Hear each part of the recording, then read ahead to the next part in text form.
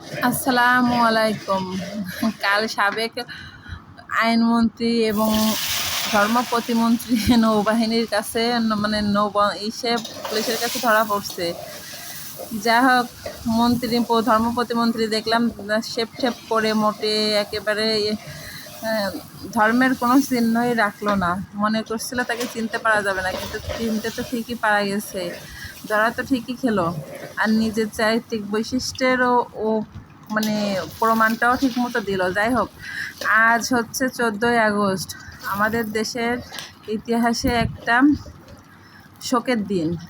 আজ সে আজ সরি ভুল হয়ে গেছে, আজ দেলোয়ার হোসেন সাঈদীর মৃত্যুবার্ষিকী। আর আমাদের খুলনার লোকের জন্য আরও লজ্জাকর দিন, কারণ সাঈদী মৃত্যুর আগে বলে গিয়েছিল খুলনার সোনাডাঙ্গায় অবস্থিত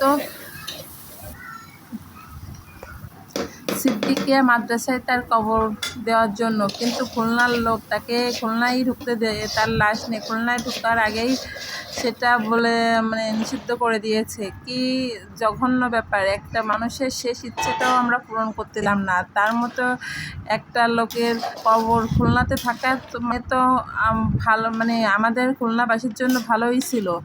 আমাদের জন্য এটা একটা লজ্জার ব্যাপার যে একটা মানুষের মৃত্যুর পরে শেষ ইচ্ছাটাও পূরণ করতে দিলাম না।